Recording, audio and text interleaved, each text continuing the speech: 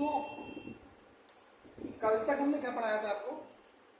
कल तक हमने आपको एक्सियम क्या होता है ये बता दिया था, और क्या होता है स्टेटमेंट क्या होता है, थ्योरम क्या होता है, एंड पोस्टुलेट क्या होता है, इतना पढ़ा गया था ना।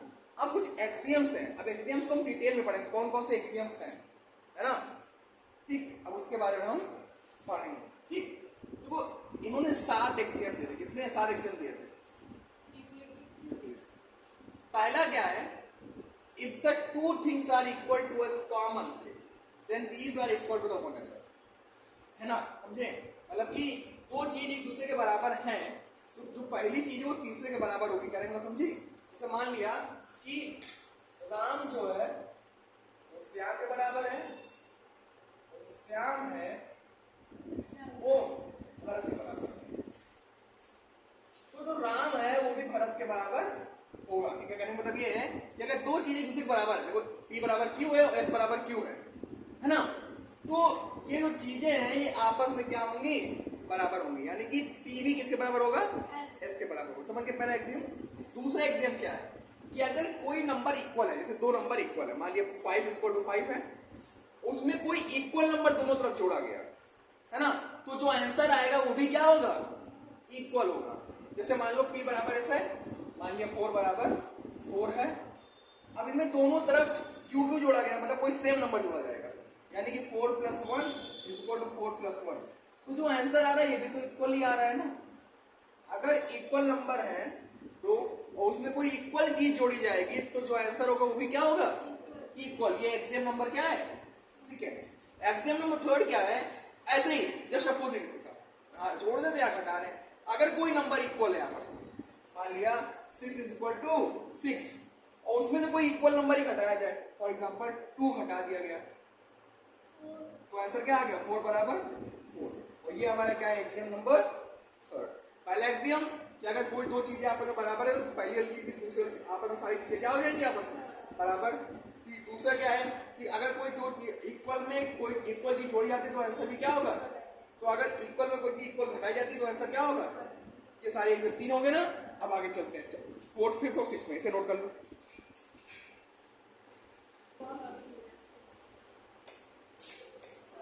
अब देखो axiom number 4 and axiom number 5। Axiom number 4 क्या कहते हैं कि things which coincide with the one another are equal to the one another. For example coincide मतलब क्या? जो एक दूसरे में फिट बैठते हैं, एक दूसरे में क्या बैठते हैं? फिट बैठते हैं, वो एक दूसरे क्या होते हैं? इक्वल होते हैं। फॉर एग्जांपल ये एक सर्कल है और इसी के ऊपर एक दूसरा सर्कल बना दिया है। कोइंसाइड मतलब होता है कि उसी के ऊपर पूरा बराबर से आ जाना। मम्मी लोग चूड़ियां पहनती हैं, एक ही साइज की पहनती है ना, तो वो सारी वो चूड़ियां क्या होती हैं? कोइंसाइड होती है ना, तभी तो इक्वल होती हैं। समझ गए ना? एग्जांपल समझ गए? गुड। अगला क्या है? The whole is greater than the part. अब तुम्हें कहते हैं मम्मी अब तुम्हें भूख लगी है ना, एक रोटी की भूख लगी है, लेकिन मम्मी तुम्हें क्या दे? थोड़ा सा पार्ट दे दें, 4 दे देंगे। थोड़ा ध्यान मम्मी कुछ करना है, सॉरी मम्मी की बात कर रहे हैं, तो ये दे दें, थोड़ा सा पार्ट दे दिए तो कम मिला ना। तो ये जानो जो पूरा पार्ट होता है वो हमेशा पार्ट से क्या होता है? ज्यादा होता है। ये एक्सियम नंबर क्या है हमारा? 5। एक्सियम नंबर 5 क्या है कि जो इसमें कितने हैं? 4 पार्ट है और पूरी एक रोटी है, एक रोटी बराबर 4 पार्ट है, तो अगर एक भी पार्ट कम कर दोगे तो रोटी में कम हो जाएगा कि नहीं हो जाएगा? तो इसीलिए होल पार्ट जो होता है, होल जो होता है वो पार्ट से क्या होता है? हमेशा ज्यादा होता है। ये एक्सियम नंबर क्या था हमारा? 5। अब एक्सियम नंबर 6 और 7 पे आते हैं, ठीक है, इसे नोट कर लो। Axiom number 6 and axiom number 7 पे आते हैं। अभी हमने कुछ एक्सियम नंबर जो हमने 2 पढ़ाते हैं थर्ड में था ना, इक्वल ऐड करेंगे इक्वल घटाएंगे, वैसे यहाँ पे अगर कोई इक्वल चीज है उसमें इक्वल नंबर से मल्टीप्लाई कर दे तो भी वैल्यू क्या है? इक्वल ही आएगी। देखो क्या है? Things which are double of the same thing, same thing का डबल कर दो तो ऐसा क्या आएगा? सेम ही तो आएगा। फॉर एग्जांपल देखो यार क्या ही बनाता हूँ मेरी आर्ट होती है।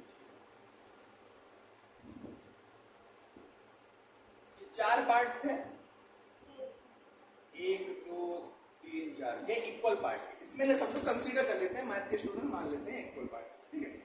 अब मान लिया हमने क्या किया, ये एक पार्ट को डबल कर दिया, इन पार्ट को क्या कर दिया? डबल कर दिया, तब भी तो इक्वल ही होंगे।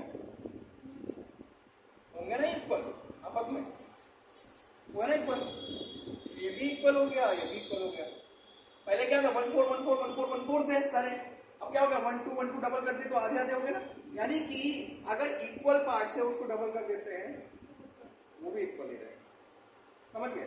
वैसे ये उसका अपोजिट है, अगर इक्वल है उसको और आधा, अब इसको ये है, अब ये है, अब वो ऑप्शन चेंज कर देते हैं, अभी उल्टा कर देते हैं। आप देखो ये है जो कि इक्वल इक्वल है, अगर इसको हम आधा कर देंगे और तब की भी तो क्या इक्वल इक्वल तो रहेंगे सारे, समझ गए ना। यही 7 एक्सियम थे। पहला एक्सियम क्या था कि अगर कोई चीजें आपस में बराबर है तो सारी चीजें आपस में क्या होंगी, बराबर होंगी। अगर कोई दो चीज इक्वल है उसमें इक्वल ऐड करते हैं तो क्या होगा, वो इक्वल ही होगा। अगर इक्वल है घटाते तब भी इक्वल रहेगा, ठीक है। होल पार्ट जो होता है वो पार्ट से बड़ा होता है ना, ये सब पढ़े। तो बाकी ये दो और कुछ छूट रहा है, और कोई इनसाइड कोई चीज होती है, मम्मी की हाथ की चूड़ियां सबसे अच्छा एग्जाम्पल, मम्मी के हाथों की चूड़ियां देखो सब क्या होती है, कोई इनसाइड होती है, कोई इक्वल भी होती है ना। तो एक्सियम क्लियर हो गया। अब आगे हम पास्टुलेट पढ़ेंगे, वो भी कल।